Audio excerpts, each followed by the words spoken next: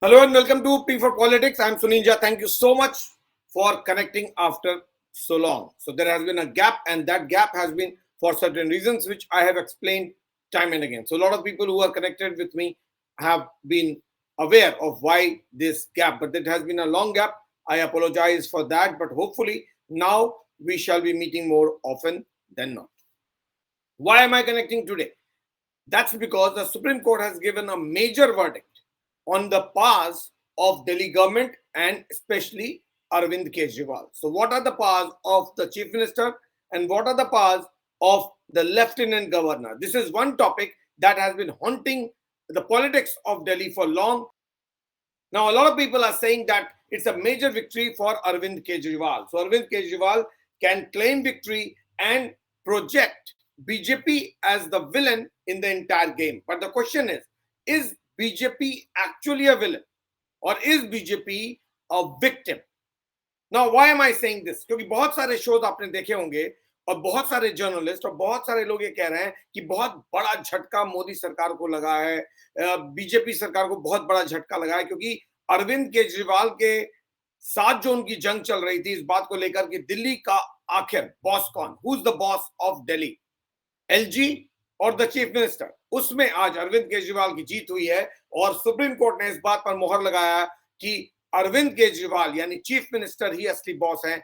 LG will have to act as per the advice of Delhi cabinet. Now that's why it is being said कि ये बहुत बड़ी जीत अरविंद केजरीवाल की है और बीजेपी के लिए बहुत बड़ी हार है, खास करके मोदी सरकार के लिए, क्योंकि सुप्रीम कोर्ट में मोदी सरकार ही इस बात को जस्टिफाई कर रही थी कि अरविंद केजरीवाल जो चाहते हैं वो क्यों नहीं किया जा सकता. सो ये शो सिर्फ इसलिए ताकि मैं आपको बता सकूं कि मुझे क्या लगता है और मैं क्या सोचता हूं इस पूरे इश्यूज पे. लेकिन उस पर बात करें तो पहले देख लेते हैं गुरुवार यानी थर्सडे को what happened in Supreme Court. Quickly we'll have a look on the developments for just about 2 minutes, and then I shall tell you about the question that I'm asking tonight, whether it's a victory for Arvind Kejriwal and a defeat for BJP. Is BJP the villain or is BJP a victim? Now, why am I asking this question? I will explain.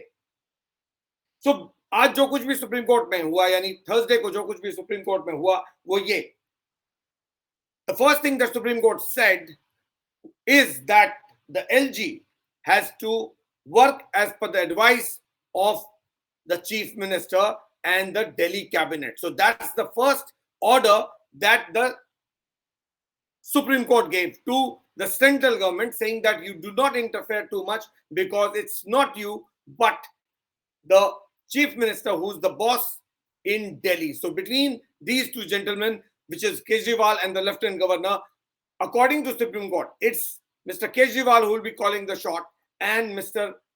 LG will have to take orders or go as per the advice given by the Delhi government. So जो भी दिल्ली सरकार कहती है उस बात को आपको मानकर और उसी के मुताबिक आपको काम करना होगा, न कि आपके मुताबिक अरविंद केजरीवाल काम करेंगे. So that's the first thing.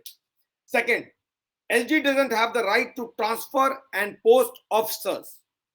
यानी लेफ्टिनेंट गवर्नर के पास ये अधिकार नहीं कि वो ट्रांसफर करें ऑफिसर्स के को ट्रांसफर करें या उनकी पोस्टिंग करें.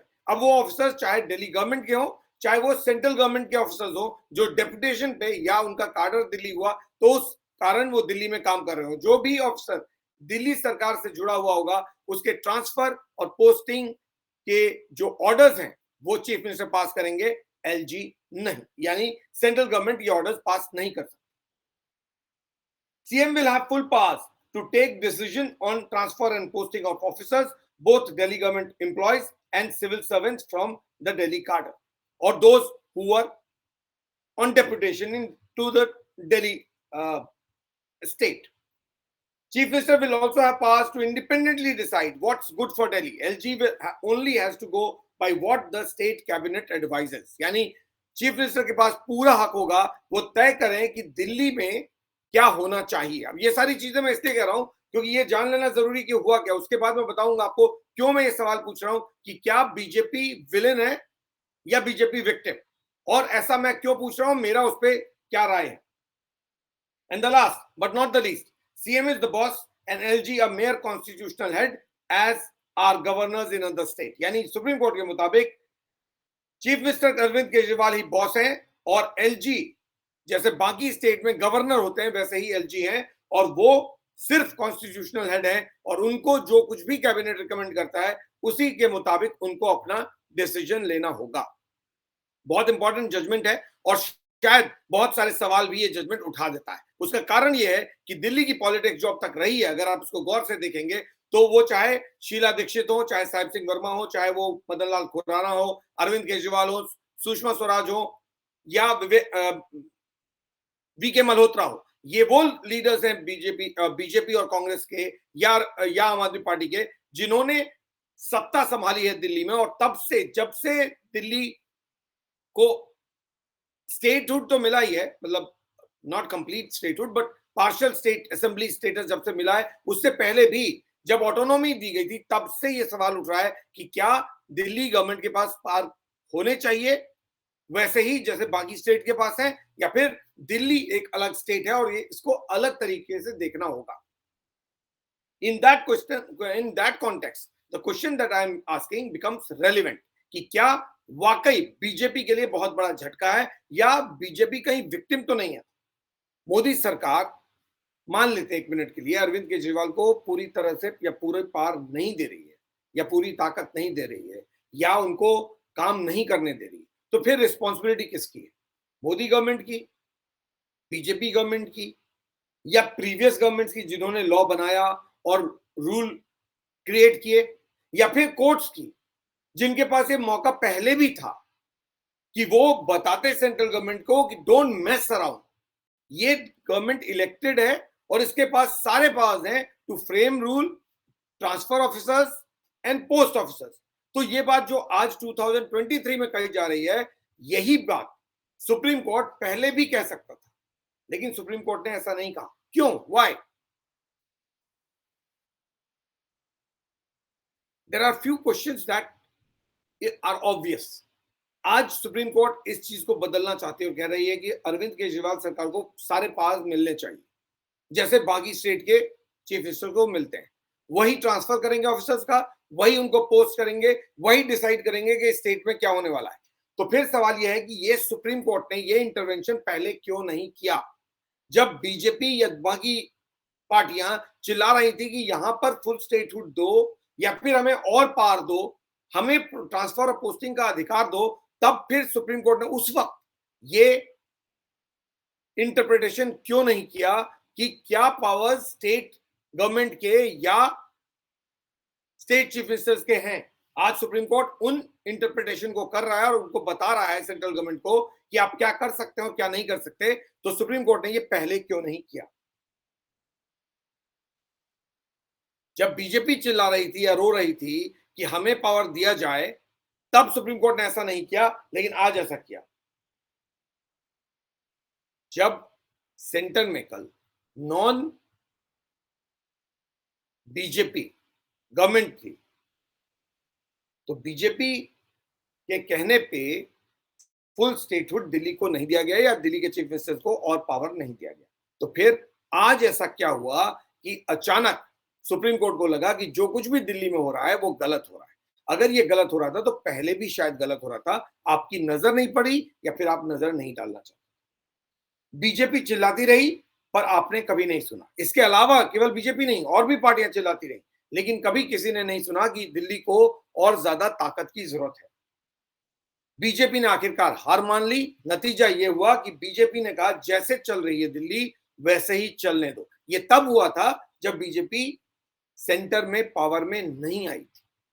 बीजेपी लड़ती रही, चिल्लाती रही, जब किसी ने सुना नहीं तो BJP gave up and said okay let Delhi be ruled the way central government wants it to be ruled. और उसके बाद जब मोदी गवर्नमेंट आई पावर में, उन्होंने वही किया जो प्रीवियस कांग्रेस गवर्नमेंट्स या बीजेपी नॉन बीजेपी गवर्नमेंट्स करती रही। उन्होंने दिल्ली गवर्नमेंट को पावर नहीं दिए, बीजेपी ने भी नहीं दिया।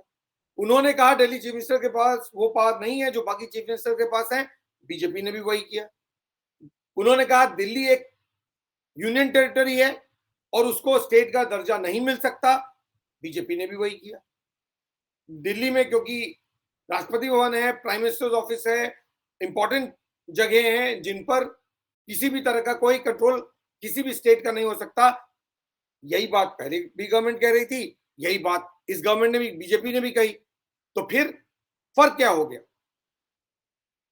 किसी भी कोर्ट ने पास्ट में कभी भी सेंट्रल गवर्नमेंट को यह बताने की जरूरत नहीं समझी कि आप रिमोट कंट्रोल नहीं कर सकते, दिल्ली में रिमोट कंट्रोल नहीं चलेगा।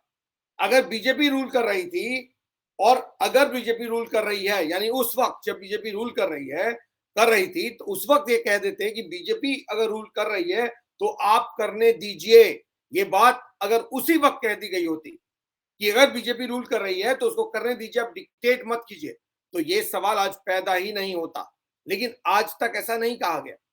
आज इस बात को कहकर सेंट्रल सुप्रीम कोर्ट ने बहुत सारे सवाल इसलिए खड़े कर दिए क्योंकि इसका इम्पैक्ट बहुत लॉन्ग टर्म का होगा। अभी जो पॉलिटिकल बैटल है, बीजेपी वर्सेस आम आदमी party, BJP versus Congress, Congress versus BJP, Congress versus आम आदमी पार्टी, ये बैटल और बढ़ जाएगा। क्यों?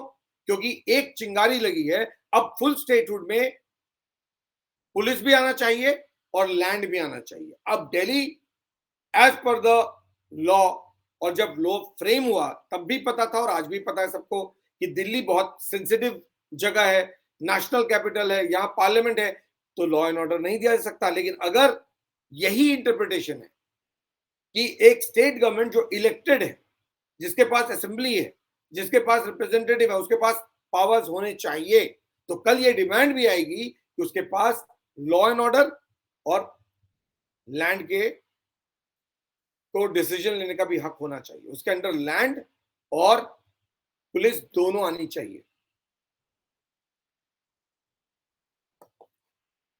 फंडामेंटली मैं एग्री नहीं करता कि Delhi being the national capital, इसके अंडर में लैंड, इस गवर्नमेंट के अंडर में लैंड और पुलिस नहीं दिया जा सकता। उसका कारण है सिक्योरिटी कंसर्न, और ये बहुत बड़ा कंसर्न है। लेकिन अगर इंटरप्रिटेशन की बात है तो फिर अगर बाकी स्टेट के पास लॉ एंड ऑर्डर है तो दिल्ली के पास भी होना चाहिए।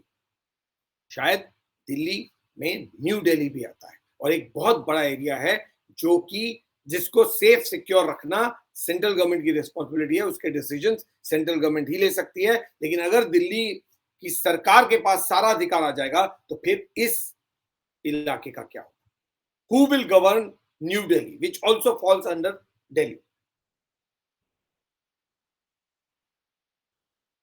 शीला दीक्षित को सबसे कम परेशानी हुई थी, उसका कारण मैंने बताया, मनमोहन सिंह सरकार थी और शीला दीक्षित कांग्रेस से, मनमोहन सिंह भी कांग्रेस से, तो उनका कोऑर्डिनेशन दिक्कत नहीं हुआ। लेकिन बाकी जितनी भी प्रीवियस बीजेपी गवर्नमेंट आई, और उसके बाद अरविंद केजरीवाल भी, क्योंकि बीजेपी इस वक्त रूल कर रही है, तो अरविंद केजरीवाल को भी प्रॉब्लम हो रही है। लेकिन ये प्रॉब्लम बीजेपी के लोगों को भी हुई थी, तब कोर्ट ने इंटरप्रेट नहीं किया, जिसका खामियाजा बीजेपी ने भुगता, और शायद अरविंद केजरीवाल को फायदा हो रहा है। लेकिन सवाल यह है कि क्या वाकई बीजेपी और नरेंद्र मोदी ने सारा कुछ अरविंद केजरीवाल को पनिश करने के लिए या परेशान करने के लिए किया?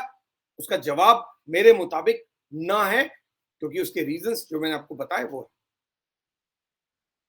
Courts in the country have to be consistent. You can not have one way of interpreting a law today and one way of interpreting the law tomorrow, because judges are all very intelligent and learned people. तो ये तो हो ही नहीं सकता कि एक law बना है, एक रूल बना है, उसको पहले के जजेस ने इंटरप्रेट किया ही नहीं, या किया तो शायद गलत कर लिया, और अब जो जजेस कर रहे हैं वो इंटरप्रिटेशन सही कर रहे हैं, या पहले वालों ने जो किया वो सही था और अब जो कर रहे हैं गलत है। ये पॉसिबल नहीं है, क्योंकि सारे ही जजेस बहुत ही ज्यादा इंटेलिजेंट, पढ़े लिखे और नॉलेजेबल है। उनका इंटरप्रिटेशन सही होगा। एक लॉ है, एक रूल है, उसके अंदर सर्टेन चीजें हैं, तो इंटरप्रिटेशन भी सेम होना चाहिए। क्योंकि लॉ में या लीगल पोजीशन में जब कंसिस्टेंसी नहीं होगी तो, और मल्टीपल इंटरप्रिटेशन होगा, तो इस बात की कोई गारंटी नहीं है कि कल कोई और जजेस होंगे या कोई और सेटअप होगा सुप्रीम कोर्ट में, वो किसी और इंटरप्रिटेशन के साथ नहीं आ जाएगा। तो ये कैसे माने कि लॉ में आखिर जो कुछ लिखा है उसका असली मतलब है क्या? क्योंकि अगर लॉ ये कहता है कि दिल्ली कंप्लीट स्टेट नहीं है, दिल्ली एक यूनियन टेरिटरी है और दिल्ली को सिर्फ लिमिटेड पावर्स दिए जा सकते हैं दिल्ली गवर्नमेंट को, तो फिर ये इंटरप्रिटेशन तो कंसिस्टेंट होना चाहिए था। लेकिन आज तो ये इंटरप्रिटेशन बदल रहा है। तो फिर पहले जो हुआ तो क्या वो गलत था? अगर वो गलत था तो फिर बीजेपी सरकार के साथ जो हुआ वो गलत था। तो फिर बीजेपी विलेन है या विक्टिम? क्योंकि दिल्ली में कांग्रेस के बाद अगर किसी ने सबसे ज्यादा रूल किया है तो वो तो बीजेपी है। तो अगर बीजेपी ने सबसे ज्यादा रूल किया इस स्टेट को, तो फिर खामियाजा भी सबसे ज्यादा बीजेपी ने ही भुगता। तो अगर कंसिस्टेंसी लॉ में के इंटरप्रिटेशन में होगी तो ये प्रॉब्लम नहीं होगी। But the problem is that courts in the country have not been as consistent as they should have been. Law that created Delhi Assembly and Delhi State is the same. Rules are the same. So interpretations also have to be the same. Interpretations can't vary with changes in judges. जैसे जज बदले, interpretation बदल जाए, ऐसा नहीं होना चाहिए। I am sure ऐसा नहीं हुआ होगा, बट स्टिल अगर इसकी पॉसिबिलिटी है तो ऐसा नहीं होना चाहिए, because it will have a wide ranging impact and the possibility of a legal bias. ये सवाल भी बहुत सारी पार्टियां उठा सकती हैं कि मे बी जो जजेस कल थे उनका एक बायस था इन फेवर और अगेंस्ट समबडी, जो जजेस आज हैं उनका बायस इन फेवर और अगेंस्ट समबडी हो सकता है। ये सब चीजें वो हैं जो कि डिस्कशन में आएंगी, क्योंकि अगर दिल्ली स्पेशल स्टेट है, अगर दिल्ली में सिक्योरिटी कंसर्न्स हैं, अगर दिल्ली को एडमिनिस्ट्रेटिवली इतने साल सेंट्रल गवर्नमेंट के अंडर में रखा गया है, तो क्या कोई सेंट्रल गवर्नमेंट उसको छोड़ देगी और दिल्ली में क्यों होने देगी सिर्फ इसलिए क्योंकि सुप्रीम कोर्ट ने XYZ इंटरप्रेट किया है? सुप्रीम कोर्ट का इंटरप्रिटेशन सही हो सकता है, लेकिन एडमिनिस्ट्रेटिवली देश के हित में, इस स्टेट के हित में, इस शहर के हित में क्या होना है वो शायद जो पार्टी सेंटर में बैठी है वो बेहतर समझती है। और इसीलिए जितनी भी गवर्नमेंट थी, कांग्रेस की हो, यूनाइटेड फ्रंट की हो या बीजेपी गवर्नमेंट हो, वो जो भी स्टेप्स उठाते हैं शायद इसी को दिमाग में लेकर उठाते हैं। इसीलिए जब बीजेपी हल्ला कर रही थी तो बीजेपी की बात नहीं मानी गई, लेकिन आज आप चाहें या ना चाहें सुप्रीम कोर्ट के ऑर्डर के बाद आपको सुप्रीम कोर्ट की बात तो माननी पड़ेगी और अरविंद केजरीवाल को और पार देना पड़ेगा। तो क्या सेंट्रल गवर्नमेंट ऐसा करेगी या फिर एक नई लड़ाई सेंटर और स्टेट के बीच शुरू हो जाएगी? क्योंकि ये तो कहानी दिल्ली की है, अभी और भी स्टेट्स है। The question of centre remote controlling Delhi was not entertained yesterday. अगर कल वो कह रहे थे that centre is remote controlling Delhi, that time it was not entertained, their request was not entertained. But today when Arvind Kejriwal is saying that center is trying to remote control Delhi, the intervention is happening. So BJP is free to cry foul or is crying foul because उनको लगता है इतने साल हमने जब demand किया तो आपने हमारी सुनी नहीं, और अब जब हम सेंटर में हैं और वही कर रहे हैं जो बाकी गवर्नमेंट ने किया तो आप हमें कह रहे हो ये गलत है। तो फिर विलेन है बीजेपी या बीजेपी एक्चुअली विक्टिम है? इधर से भी गए और उधर से भी गए। हमने वो किया जो बाकी की सरकारें कर रही थी, तो जो बाकी की सरकारें जब कर रही थी तब किसी को कोई इश्यू नहीं हुआ। आज बीजेपी ने वही किया जो बाकी सरकारें कर रही थी तो कहा बीजेपी गलत। और जब बीजेपी कह रही थी कि हमारे साथ गलत हो रहा है, हमें पावर दीजिए, तो कहा आप गलत, पावर नहीं दिया जा सकता। दोनों तरीके से नुकसान बीजेपी का ही हुआ। उस दिन दिल्ली में जब सरकार थी तो पावर नहीं मिला, आज सेंटर में सरकार है तो कहा जा रहा है आप रिमोट कंट्रोल करने की कोशिश कर रहे हो। एक पॉलिटिकल पार्टी के बारे के लिए ये सिचुएशन बहुत अच्छी नहीं है और ये फीलिंग बीजेपी के लीडर्स में आना लाजमी है।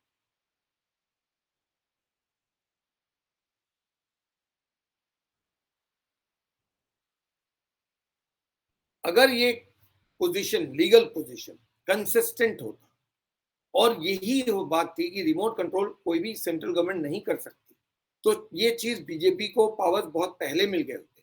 शायद उनके जो चीफ मिनिस्टर्स थे वो और ज्यादा काम कर पाए होते।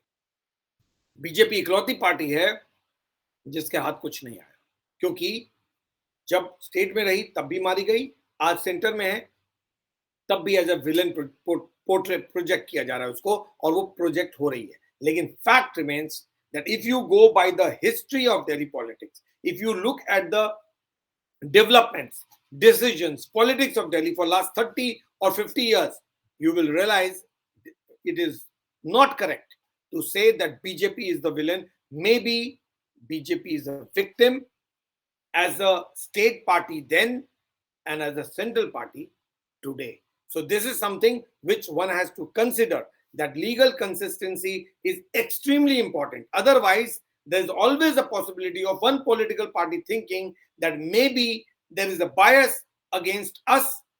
It was there yesterday and it continues to be there today, because end of the day एक पॉलिटिकल पार्टी का ग्रोथ इस बात पे निर्भर करता है कि उसको हर एक जो डेमोक्रेसी के पिलर्स हैं, पिलर्स ऑफ डेमोक्रेसी से कितना सपोर्ट मिलता है, चाहे वो जुडिशरी हो, चाहे वो प्रेस हो, चाहे वो ब्यूरोक्रेसी हो. अगर उसको सपोर्ट नहीं मिलेगा तो कोई भी पॉलिटिकल पार्टी कितनी ही पावरफुल क्यों ना हो, उसको गवर्नेंस में परेशानी होगी. Please do let me know what is your opinion on the topic, because it's going to have a different kind of an opinion. बहुत सारे लोग सोचेंगे शायद ये इंटरप्रिटेशन सही है, शायद मेरा इंटरप्रिटेशन, मैं अपनी इंटरप्रिटेशन की बात कर रहा हूँ, जो मैं इंटरप्रेट कर रहा हूँ, जिस तरह से मैं देख रहा हूँ और मुझे जो लगता है as far as the political discourse is concerned, or the way Delhi statehood has dominated Delhi politics. आगे क्या होगा नहीं होगा, no one knows, but fact remains कि दिल्ली में बीजेपी अगर आज ये सोच रही है कि हम शायद विक्टिमाइज किए गए कल भी और आज भी, तो उसके पीछे रीजन है. You agree? You do not agree? Please do write to me, because I love to listen to what your opinion is on the topic, because this is something which is a hot topic. It's going to become a big political issue in Delhi in the days to come, especially next year. The elections are there, the Lok Sabha elections, और उसमें ये बहुत बड़ा issue होगा, बहुत बड़ा मुद्दा होगा. ऐसे में जानना जरूरी है कि आखिर कटघरे में कौन है, बीजेपी, कांग्रेस या आम आदमी पार्टी. फायदा किसको मिला, कांग्रेस को, आम आदमी पार्टी को या बीजेपी को, या फिर तीनों के तीनों का नुकसान ही हुआ, फायदा किसी का नहीं. Please do let me know. On that note I take leave. Thank you so much for connecting.